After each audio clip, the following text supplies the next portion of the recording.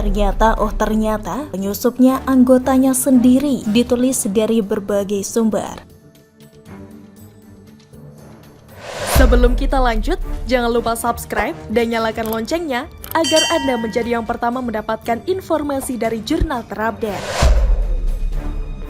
Kapolres Metro Jakarta Pusat, Kombes Pol Kamarudin membeberkan apa yang sebenarnya terjadi ketika adanya kericuhan saat aksi 411 Masa Gerakan Nasional Pembela Rakyat atau GNPR di Patung Kuda, Jakarta, Jumat 4 November 2022.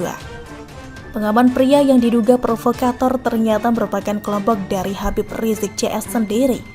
Polisi memastikan tidak ada provokator dalam aksi 411 di Patung Kuda Jakarta Pusat atau Jakpus. Dia menyebut hanya ada salah paham di antara masa aksi 411 saat demonstrasi berlangsung. Tadi memang diduga ada provokator, namun setelah kami dalami dan kita cek langsung, ternyata ada salah paham di kalangan mereka, antar mereka sendiri. Jadi bukan orang dari luar. Sudah kita pastikan bahwa itu bukan orang dari luar, hanya salah komunikasi saja, kata Kapolres Metro Jakarta Pusat, Kombes Kamarudin, kepada wartawan di Patung Kuda Jakarta Jumat 4 November 2022. Dia mengatakan ada satu orang yang diamankan terkait kesalahpahaman tersebut. Namun, orang itu diamankan oleh internal masa aksi 411. Internal mereka tadi yang mengamankan, dan ternyata orang yang diamankan tersebut mengatakan bahwa mereka adalah bagian dari Satgas, ujarnya. Lebih lanjut, dia menuturkan ada demonstran yang sempat mengajak bertahan, namun ada pula yang mengajak pulang. Dia menegaskan tidak ada kericuhan selama aksi 411 tersebut. Wah, itu saya kurang paham, salah paham ya. Tadi ada di antara mereka mungkin yang sebagian ingin mengajak pulang ya, itu yang sempat kami dengar sedikit. Namun ada sebagian lagi yang mengatakan suruh bertahan. Nah, ini tadi sempat namanya orang banyak ya. Namanya orang banyak, hal itu sangat wajar terjadi. Namun alhamdulillah tidak sampai terjadi hal-hal yang tidak diinginkan, tuturnya. Pada aksi GNPR setidaknya diikuti oleh sekitar 700-1000 peserta. Kamarudin bilang aksi tetap berjalan dengan lancar, meskipun adanya unjuk rasa mengakibatkan pengalihan lalu lintas. Alhamdulillah seluruh rangkaian berjalan aman, tertib. Namun tentunya pada kesempatan ini kami memohon maaf kepada masyarakat, tentunya dampak dari pengalihan arus lalin ada macet di beberapa titik, ujarnya. Namun hal itu dilakukan untuk menghindari hal-hal yang tidak diinginkan dan seluruh aktivitas bisa berjalan dengan tertib walaupun ada sedikit kemacetan.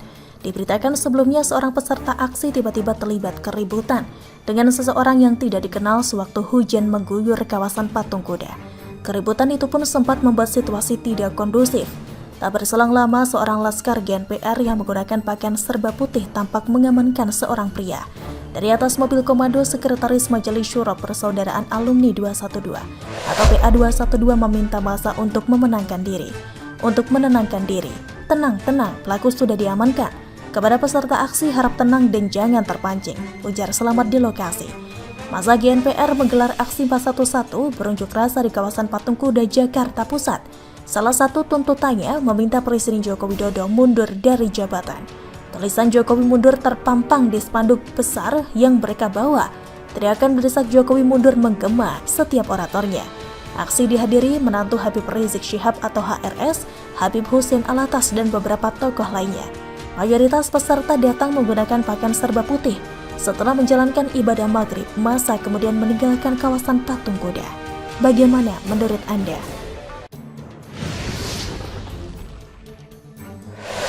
Kapal Nasdem makin tenggelam, elektabilitas tinggal 2,1%, ditulis oleh Syardi dari siwar.com. Sebelum kita lanjut, jangan lupa subscribe dan nyalakan loncengnya agar Anda menjadi yang pertama mendapatkan informasi dari jurnal terupdate. Sebuah survei terbaru membuat Nasdem kian tidak nyaman. Posisinya makin genting dan kritis. Anies masih belum bisa menunjukkan taringnya dan belum bisa menyelamatkan Nasdem yang hampir tenggelam. Lembaga survei Indekstat melakukan survei pada tanggal 10-19 Oktober 2022. Survei dilakukan dengan simulasi terbuka atau top of mind. Pertanyaan yang diajukan ke responden adalah jika pemilihan legislatif atau pileg dilaksanakan hari ini, partai politik apa yang akan dipilih? Hasilnya adalah seperti survei yang sudah-sudah. PDIP mendapat elektabilitas paling tinggi dengan 19%. Gerindra 10,3%, Golkar 7,4%, PKB 6,5%, PKS 6,2%, dan Demokrat 5,2%. Sisanya gak lolos ambang batas 4%. Tragisnya, Nasdem hanya dapat angka 2,1%. Sedih banget dengarnya, nyesek di dada. Nasdem merasa tidak masalah dengan hasil survei tersebut. Menurut Ketua DPP Nasdem Willy Aditya, Nasdem tidak mempermasalahkan. Menurut dia di survei lain lolos, satu survei dengan survei lain ada perbedaan hasil. Kalau di survei yang lolos, mereka bersyukur. Kalau di survei yang tidak lolos itu jadi catatan buat mereka untuk mengidentifikasi penyebab, sehingga mereka bisa memperbaiki diri. Willy mengatakan masih ada waktu 1 tahun lebih menjelang pemilu 2024. Masih ada banyak waktu untuk berbenah. Dia lantas berbicara tren perolehan suara Nasdem dalam 2 pemilu terakhir lebih tinggi daripada survei. Dalam kondisi begini saja, Nasdem masih bisa menghibur diri. Mulut bilang tidak apa-apa, tapi aslinya sudah mulai was-was dan khawatir.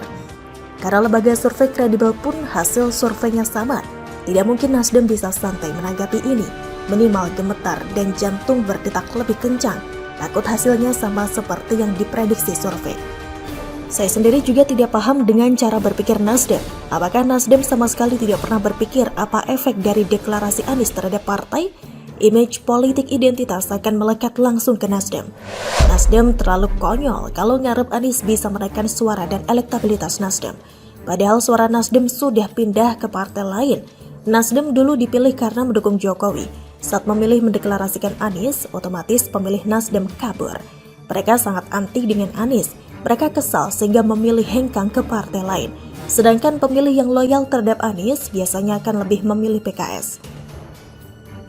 Artinya, Nasdem harus rebutan suara dengan PKS. Bahkan bisa jambak-jambakan kalau sudah kepepet. Suara PKS pun cuma segitu, tak cukup besar. Ibarat kue kecil tapi masih harus rebutan lagi. Kalaupun memang rebutan, tetap saja tidak bisa membesarkan suara Nasdem. Dan ada satu lagi kesalahan Nasdem saat mau menjalin koalisi dengan PKS dan Nasdem. Dari hampir semua survei, suara Nasdem yang paling kecil. Di semua survei PKS dan Demokrat selalu diprediksi lolos ke parlemen. Sedangkan mayoritas menyebut Nasdem terancam gagal. Tapi yang kita lihat saat ini adalah Nasdem terkesan ingin mengatur mereka dan berlagak seperti partai dengan suara paling besar. Jelas saja PKS dan Demokrat agak risih. Mentang-mentang duluan mengusung Anies, Nasdem merasa seperti ketua koalisi dan mau mengatur yang lain. Apalagi Nasdem maunya agar cawapres Anies dari non-parpol.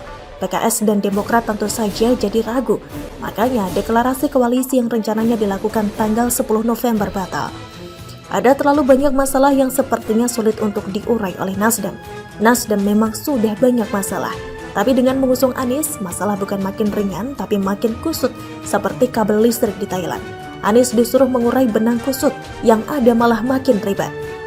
Anies terkenal pintar bikin masalah, Nasdem sepertinya masih belum sadar. Nasdem terlihat ingin menjadi kingmaker, tapi kenyataannya saat ini seperti king loser. Anies terbukti bahwa sial bagi Nasdem. Nasdem ibarat kapal yang mulai mau tenggelam, kemudian dinaiki Anies, sehingga kapalnya makin masuk ke dalam. Anies menambah beban Nasdem sehingga tenggelam lebih cepat dari perkiraan. Nasdem jangan sampai menyesal karena memilih sesuatu dengan sembrono. Cepatlah Nasdem sadar dan bila perlu bertobat sebesar-besarnya sebelum semuanya terlambat. Tapi kalau masih ngotot dan percaya dengan Anies, ya tidak masalah, tunggu saja waktunya jadi partai geram. Mau tunggu 1 tahun lagi pun sama saja hasilnya kalau Anies tetap diusung. Satu-satunya cara adalah Anies dibuang lalu bertobat dan kembali ke akar yang sebenarnya, yaitu partai yang berhalauan nasionalis. Bagaimana menurut Anda?